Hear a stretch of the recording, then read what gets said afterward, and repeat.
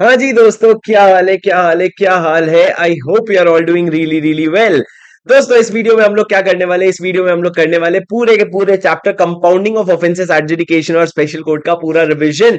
ये चैप्टर वैसे तो बहुत ज्यादा एग्जाम पॉइंट ऑफ व्यू से इंपॉर्टेंट है नहीं, पर आता है तो कभी कभी 2 या 3 नंबर का आ जाता है। तो मैं आप लोगों को पूरा रिवीजन करवाऊंगा। बहुत ही छोटा चैप्टर है, हम लोगों को बिल्कुल भी टाइम एफर्ट कुछ भी नहीं लगेगा, एकदम आराम से एकदम स्मूथ तरीके से खत्म हो जाएगा। बस आप मुझसे एक वादा कीजिए कि अगर आप ये लेक्चर अभी शुरू किए तो जब तक खत्म नहीं हो जाएगा तब तक आप तशरीफ बिठा करके रखिएगा और पूरा चैप्टर खत्म करके ही जाइएगा।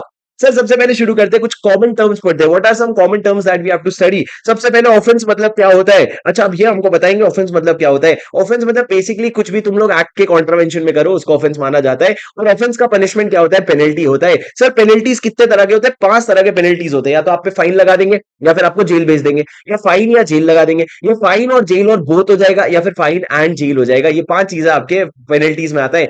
कंपाउंडिंग ऑफ ऑफेंसेस की बात करो, देखो कंपाउंडेबल ऑफेंसेस मतलब क्या। वो ऑफेंसेस जहां पे दो पार्टी, एक जिसने केस मारा और एक जिसपे केस मारा, तो ये दोनों पार्टीज मिलकर के क्या कर लेंगे, कॉम्प्रोमाइज कर लेंगे, तो उसको हम कहते हैं कंपाउंडेबल ऑफेंस। जहां कॉम्प्रोमाइज नहीं हो सकता उसको क्या कहते हैं, नॉन कंपाउंडेबल ऑफेंस। पर सर, हमको हालांकि पता है कि कंपाउंडेबल ऑफेंस मतलब क्या होता है। कंपाउंडेबल ऑफेंस मतलब वो ऑफेंस होता है जहां पे आप जाकर के फाइन, जेल के जगह आप फाइन मांग सकते हो। क्या बोला मैंने, जहां पे आप जाकर के जेल की जगह फाइन मांग सकते हो। जैसे कि सर, ये कंपाउंडेबल ऑफेंस नहीं है। इम्प्रिजनमेंट ये कंपाउंडेबल ऑफेंस नहीं है। इम्प्रिजनमेंट और फाइन जो है ये कंपाउंडेबल ऑफेंस है।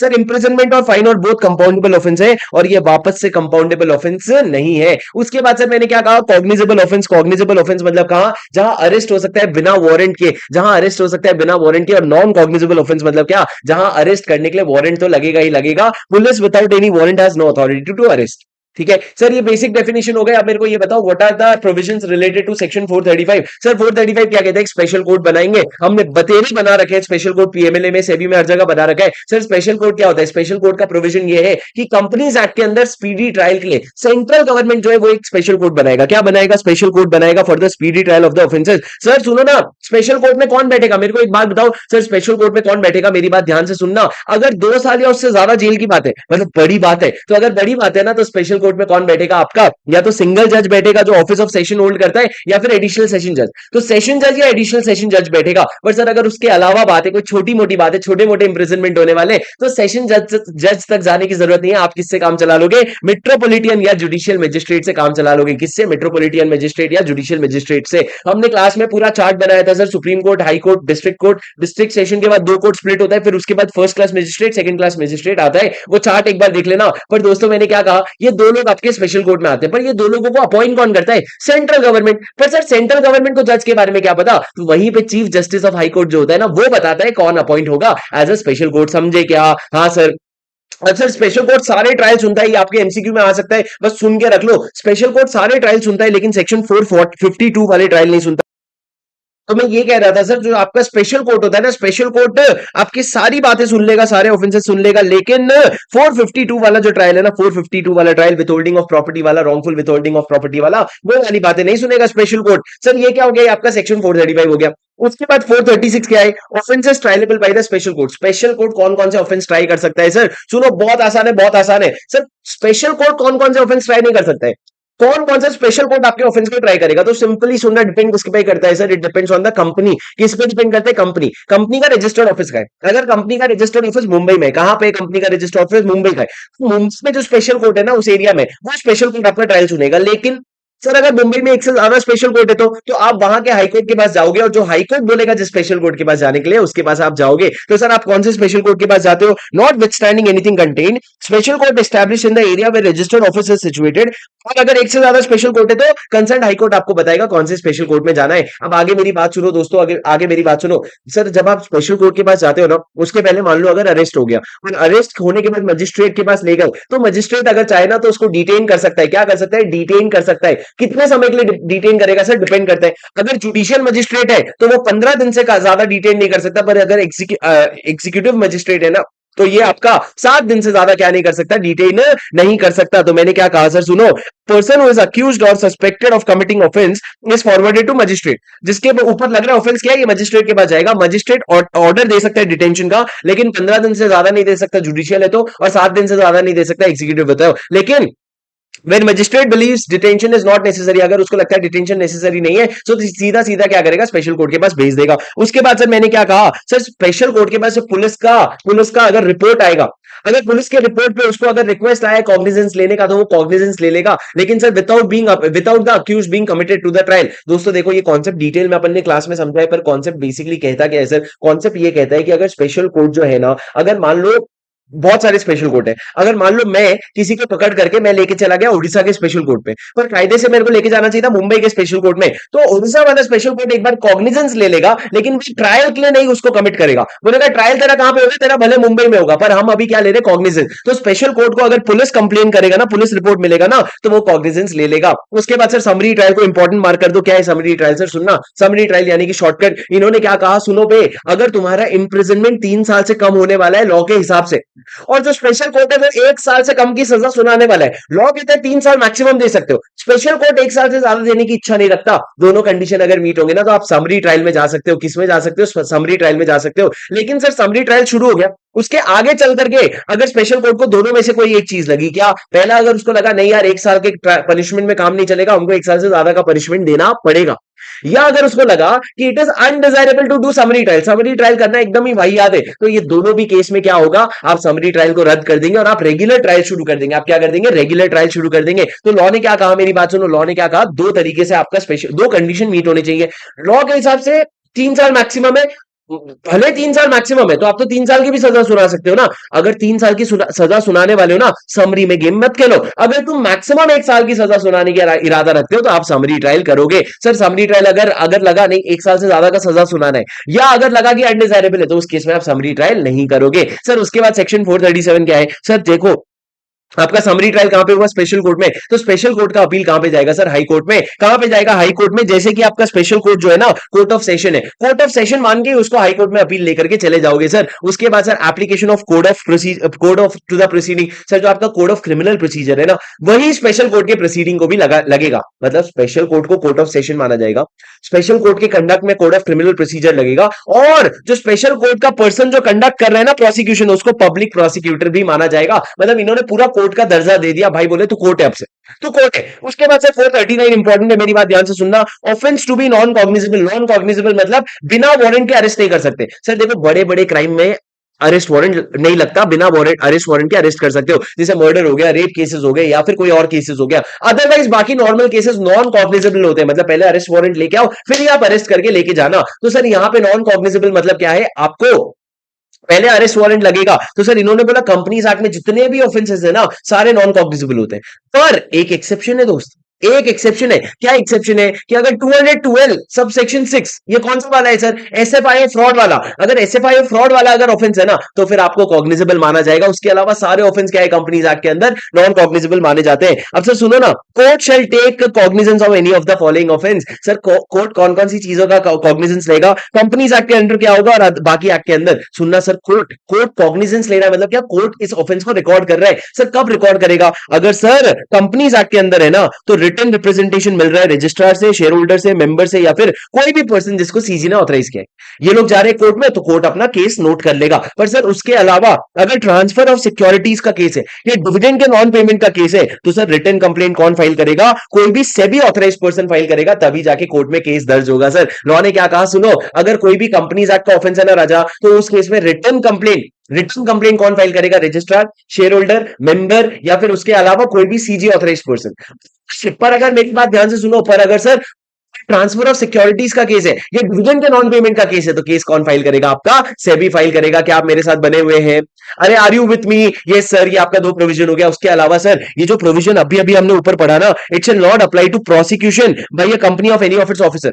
अगर एक कंपनी अपने prosecution by company of any of its officer, अगर कंपनी अपने ही किसी ऑफिसर का प्रोसिक्यूशन कर रही है तो ऊपर वाला ये कंडीशन नहीं लगेगा। और दूसरा, अगर लिक्विडेटर कोई हरकत कर रहा है ना तो ऊपर वाला कंडीशन नहीं लगेगा। सर दो केस में, कंपनी अपने ही ऑफिसर की बजा रहा है या लिक्विडेटर कंपनी की बजा रहा है, कोई किसी की बजा रहा है ना, तो ऊपर के दो कंडीशन नहीं लगेंगे। पर अदरवाइज हमने क्या बोला, हर किसी के जाने पे कोर्ट नहीं सुनेगा, या तो रजिस्ट्रार चले जाओ, या फिर शेयर होल्डर चले जाओ, या मेंबर चले जाओ, या फिर कोई भी पर्सन जिसको सीजी ने ऑथराइज किया तुम चले जाओ, उसके अलावा कोई और नहीं जा सकता। उसके बाद सर इन्होंने क्या लिखा, द प्रेजेंस ऑफ रजिस्ट्रार और CG authorised person before the court trying the offence shall not be necessary, मतलब तुमने जाके अगर कोर्ट में रजिस्टर करवाया ना तो तुम्हारा प्रेजेंस होना जरूरी नहीं है जब तक कोर्ट तुम्हारा पर्सनल अटेंडेंस ना मांगे। अगर कोर्ट तुमसे पर्सनल अटेंडेंस मांग रहा है तो जाके दे दो, बट अदरवाइज आपको पर्सनल अटेंशन देने की कोई जरूरत नहीं है। पर्सनल अटेंशन नहीं दे, पर्सनल अटेंडेंस अटेंशन तो दो कम से कम, ताकि ध्यान रहे क्या गलत बोल रहा हूं मैं सर। उसके बाद आगे बढ़ते हैं, मेरी बात सुनो। सेक्शन नंबर 442, बच्चों वाली बात है, बच्चों वाली बात है। तुम तो आर्बिट्रेशन पढ़ के बैठे हो, ये तो बच्चों वाली बात है सर। ये कहते हैं एमसीपी,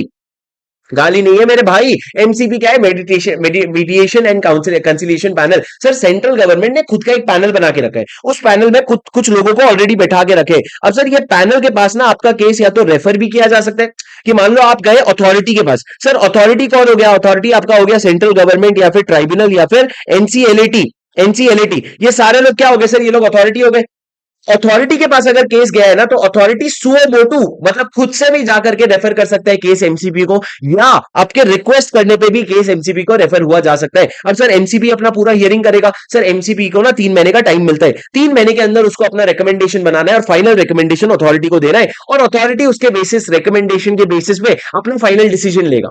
पर सर सुनो ना मेरी बात, अगर कोई भी पर्सन अग्रीव्ड है ना इस रिकमेंडेशन से जो एमसीपी ने दिया, तो वो ऑब्जेक्शन फाइल कर सकता है टू द रिस्पेक्टिव अथॉरिटी। क्या फाइल कर सकता है? ऑब्जेक्शन फाइल कर सकता है। मेरी बात ध्यान से सुनना सर, यहां पे इन्होंने क्या कहा, एक पैनल बना हुआ है। ये पैनल किसने बनाया already? Sir panel already CG ने बनाया है।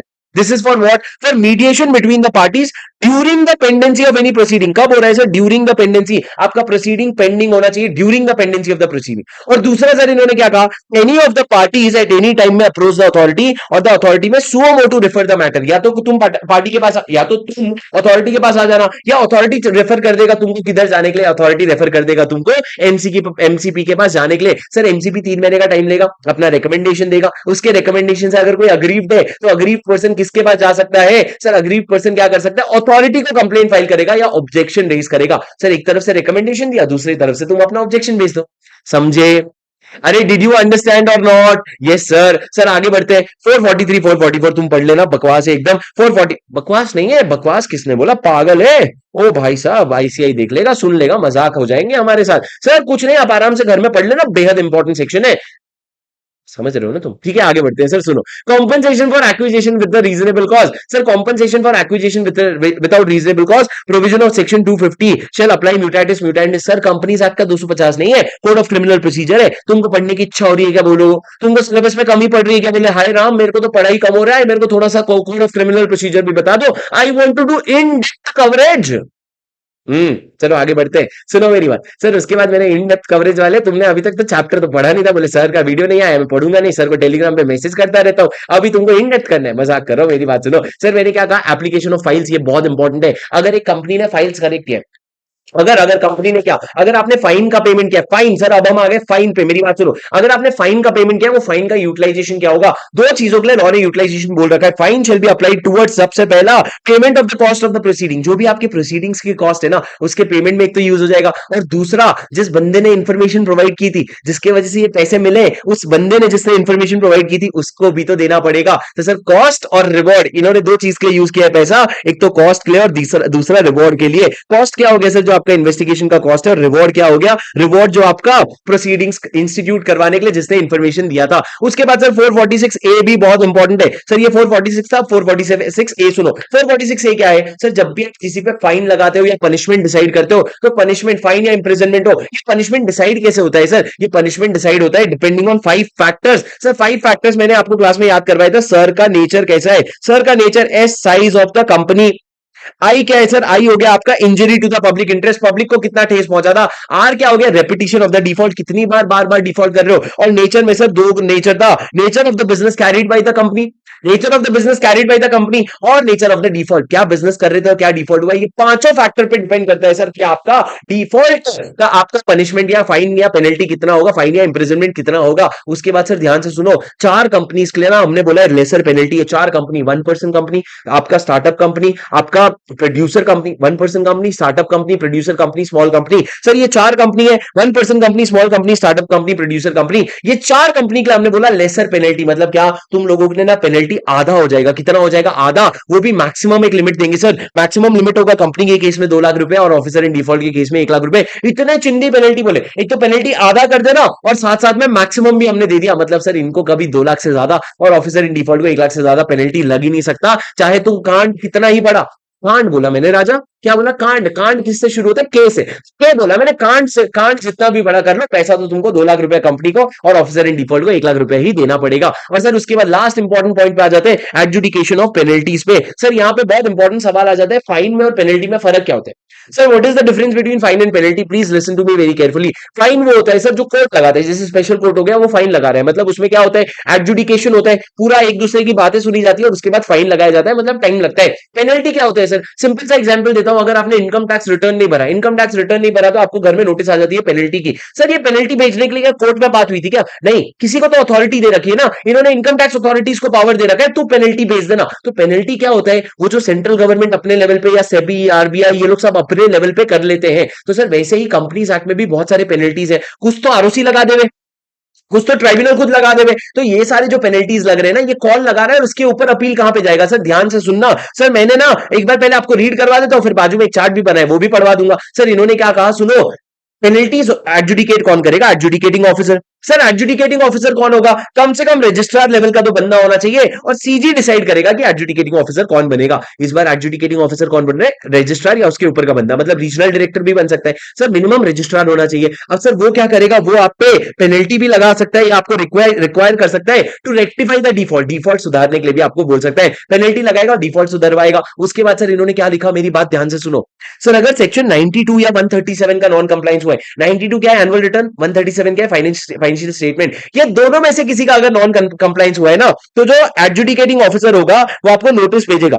नोटिस के 30 दिन के अंदर अगर तुमने क्या कर दिया, रेक्टिफाई कर दी ना अपनी गलती को, तो लॉ ने कहा कोई पेनल्टी इंपोज नहीं करेंगे तेरे पे, और तेरे पे कोई भी प्रोसिक्यूशन शुरू नहीं होगा। All the proceeding shall be deemed to be concluded. हमने बोला यार हम चाहते हैं कि तू कंप्लायंस कर ले, तेरे पे लड़ाई बड़ाई करके हमारा कोई फायदा नहीं होना। अगर तेरे को नोटिस आया 30 दिन के अंदर जमा कर देगा तो सारे खून माफ। ठीक है, उसके बाद सर आगे की बात क्या है? सिंपल सा पेनल्टी का प्रोसेस समझना। हमने एडजुडिकेटिंग ऑफिसर को पावर दे दिया। एडजुडिकेटिंग ऑफिसर क्या करेगा? वो सर एक शो कॉज नोटिस भेजेगा ईमेल में, ईमेल में भेजेगा सर, और उसको क्या बोलेगा, तू बता तेरे पे पेनल्टी क्यों नहीं लगनी चाहिए बहन भाई साहब। ठीक है, मौत को ऐसे टक से छूके वापस आ गए। इस बार तो टक से छूके वापस नहीं आ पा रहे थे, पर रुक गया मैं। सर मैंने क्या बोला, शो कॉज नोटिस दे दे। मैं ऐसे मजाक करता हूं ताकि तुम्हारा ध्यान बने रहे, तुम अचानक से ऐसे हो जाओ क्या बोला क्या बोला। ऐसे बुरा आदमी नहीं हूं मैं, मेरी बात सुनो। मैंने क्या कहा सर, मैं दिल्ली से भी नहीं हूं, मेरी बात सुनो। सर मैंने क्या कहा, शो कॉज नोटिस भेजोगे आप। शो कॉज नोटिस कैसे भेजोगे आप? ईमेल में भेजोगे कंपनी को, और कंपनी को बोलोगे कंपनी तू बता, ऑफिसर इन डिफॉल्ट तू बता, तुम पे पेनल्टी लगानी क्यों नहीं चाहिए। सर ये जो शो कॉज नोटिस होगा ना, उसमें आप टाइम दोगे, मिनिमम 15 दिन का टाइम दोगे, मैक्सिमम 30 दिन का टाइम दोगे। इतने समय में उसको रिप्लाई करना होगा। पर सर अगर रिप्लाई नहीं किया और सफिशिएंट कॉज अगर रहा ना, तो तुम 15 दिन का एक्सटेंशन भी दे दोगे। कितना दे दोगे? 15 दिन का एक्सटेंशन दे दोगे। उसके बाद इन्होंने क्या कहा सर, शो कॉज नोटिस में क्लियरली आप 2 चीजें बता देना कि तूने क्या कांड किया है, what is your nature of non compliance, और इसमें क्या पीनल प्रोविजन है, मैक्सिमम कितनी पेनल्टी लगती है ये भी बता देना। तू बता देना what is the nature of non compliance, alleged to have been committed, तू अटेंशन लाना पीनल प्रोविजन की तरफ, और मैक्सिमम पेनल्टी। 3 चीजें बता देना सर, नेचर, पीनल प्रोविजन क्या है, मैक्सिमम पेनल्टी कितना लग सकता है, ये तीनों चीजें बता देना सर। उसके बाद मेरी बात ध्यान से सुनो सर, अगर आपको रिप्लाई आया, if considering the reply above, if adjudicating officer कौन, एओ, एओ कौन सर, एओ कौन? अरे एओ कौन? एओ सर वही जो रजिस्ट्रार के ऊपर का बंदा है, रजिस्ट्रार या रजिस्ट्रार के ऊपर का बंदा है। उसको अगर लगता है फिजिकल अपीयरेंस चाहिए, मेरे को चाहिए तुम आके फेस टू फेस मुलाकात करो, तो तुम नोटिस दोगे। और सर नोटिस कितने दिन के अंदर दोगे? इशू नोटिस करोगे within 10 days from the receipt of the reply fixing a date for appearance. तुम क्या करोगे सर, तुमने नोटिस भेजा, उसका रिप्लाई आया, रिप्लाई आने के 10 दिन के अंदर अंदर तुम क्या करोगे, तुम उसका फिजिकल अपीयरेंस बुलवा लोगे। और उसके बाद सर, उसके बाद आपका रेसिपिएंट अगर चाहे ना ओरल करना रिप्रेजेंटेशन, तो वो ओरल रिप्रेजेंटेशन भी कर सकता है, एओ अलाउ करेगा। सर उसके बाद एओ क्या करेगा, पास करेगा कोई ऑर्डर। क्या ऑर्डर पास करेगा सर? देखो अगर आपने शो कॉज नोटिस भेजा और उसके बाद फिजिकल अपीयरेंस की कोई जरूरत नहीं थी, तो तुम ऑर्डर 30 दिन के अंदर पास करोगे। 30 दिन कब से शुरू होगा sir? From the expiry of the time to reply to the SCN.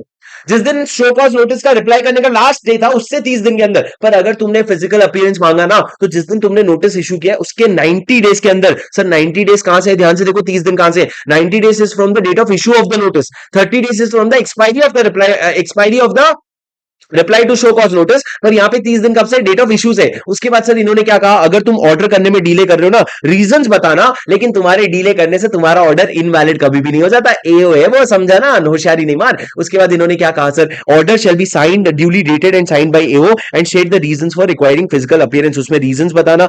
उसके बाद सर एओ जो है ना, उस ऑर्डर का copy company officer in default सबको भेजेगा और वेबसाइट में भी डालेगा। और सर एओ का पावर क्या होगा, सर एओ का दो पावर दे रखा है हमने कि तू समन एंड एनफोर्स अटेंडेंस, तू जबरदस्ती अटेंडेंस बुलवा सकता है। और दूसरा क्या लिखा सर, ऑर्डर फॉर एविडेंस और to produce any relevant document, तुम क्या बोलोगे, डॉक्यूमेंट्स तुमको देना ही पड़ेगा, तुम इस तरह की बातें कर सकते हो, तुम ऑर्डर फॉर एविडेंस कर सकते हो। उसके बाद सर सुनो ना, हमने बोला नोटिस में रिप्लाई कर पेनल्टी क्यों नहीं लगाना चाहिए। उसके बाद भी अगर उसने रिप्लाई नहीं कहा ना, उसने अगर फेलियर टू रिप्लाई किया या रिफ्यूज टू अपीयर कर दिया ना, तो सर हम उस पे क्या लगाएंगे, हम उस पे लगाएंगे पेनल्टी। क्या चीजें कंसीडर करके सर, 446 ए वाले फैक्टर कंसीडर करके, दूसरा उसको कितना गेन हुआ, ये सामने वाले को कितना लॉस हुआ, ये सारे फैक्टर करते हुए हम क्या करेंगे, उस पे पेनल्टी लगाएंगे। और ये जो पेनल्टी है सर, ये चला जाएगा कंसोलिडेटेड फंड ऑफ इंडिया में, कट्ठा जाएगा, कंसोलिडेटेड फंड ऑफ इंडिया में घुस जाएगा सर। उसके बाद ये पूरा प्रोविजन जो हमने पढ़ा, अभी मैं आपको चार्ट से पढ़वा रहा हूं, पर सर एक बार मेरे तरफ देखो, एक बार मेरी तरफ देखो, मेरी आंखों में देखा कर, जब मैं बात करता हूं, मैं वो लौंडा हूं जो तेरे साथ पढ़ता हूं। मेरी बात सुनो सर, मैंने क्या कहा, मैं एओ मैं नोटिस भेजूंगा, 15 से 30 दिन का टाइम दूंगा, 15 दिन का एक्सटेंशन दे सकता हूं। रिप्लाई करेगा, मेरे को लगता है फिजिकल अपीयरेंस चाहिए तो 10 दिन के अंदर फिजिकल अपीयरेंस भी मंगवा सकता हूं, 10 वर्किंग डेज के अंदर। 10 वर्किंग डेज कब से काउंट हो रहा है सर, ये देखो 10 वर्किंग डेज कब से काउंट हो रहा है आपका, 10 working days is counted from the date of receipt of the reply, जिस दिन रिप्लाई आया। सर अगर रिप्लाई नहीं आया तो, अगर रिप्लाई नहीं आया, सामने वाला नोटिस का रिप्लाई नहीं कर रहा, तो क्या उसको अपीयरेंस के लिए बुलाएगा, वो तो वैसे भी नहीं आने वाला। तो सर देखो, अगर फिजिकल अपीयरेंस चाहिए तो 10 दिन के अंदर बुलाओ, और जो भी हो जाए, जिस दिन तुमने नोटिस इशू किया था ना, उसके 90 दिन के अंदर तुम अपना डिसीजन सुना दो। पर अगर तुमको अगर फिजिकल अपीयरेंस नहीं चाहिए ना, तो जिस दिन नोटिस का रिप्लाई आ गया, उसके 30 दिन के अंदर तुम अपना ऑर्डर सुना दो। उसके बाद सर ऑर्डर आप सबको भेजोगे अपना, और आपका पावर क्या है, और अगर रिप्लाई नहीं आया तो आप क्या चार्जेस लगाओगे, ये सारी चीजें लिखिए, और पैसा कहां चला जाएगा, कंसोलिडेटेड फंड ऑफ इंडिया में। उसके बाद सर एओ के ऑर्डर से नाराज हो गया इंसान, तो नाराज हो गया ना, तो 60 डेज के अंदर आप जाकर के अपील फाइल कर लेना। कितने दिन के अंदर जाकर के, 60 डेज के अंदर अपील किसके पास जा रहे हो सर, रीजनल डायरेक्टर के ऊपर। आरओसी का पप्पा कौन, रीजनल डायरेक्टर, उसके पास जाकर के आप एओ का ऑर्डर जमा कर देना 60 दिन के अंदर अंदर। उसके बाद sir regional director opportunity of being heard देगा। उसके बाद सर 3 चीजें कर सकता है अपील में, क्या 3 चीजें होती है सर, या तो वो कंफर्म करेगा, या मॉडिफाई करेगा, या सेट असाइड। कंफर्म मतलब ओके ओके, एओ का ऑर्डर अप्रूव कर दिया। दूसरा क्या हो गया, मॉडिफाई मतलब वो थोड़े से चेंजेस कर देगा। और सेट असाइड मतलब क्या, पूरा ही कैंसिल कर देगा, का क्या फालतू ऑर्डर पास किया, नया ऑर्डर मैं पास करूंगा। सर अब आप अगर आप एओ के या आरडी के ऑर्डर से कंप्लाई करने में रह गए 90 डेज के अंदर, तो क्या लगेगा सर आपको, कंपनी को 25,000 से 5 लाख रुपए, और ऑफिसर इन डिफॉल्ट को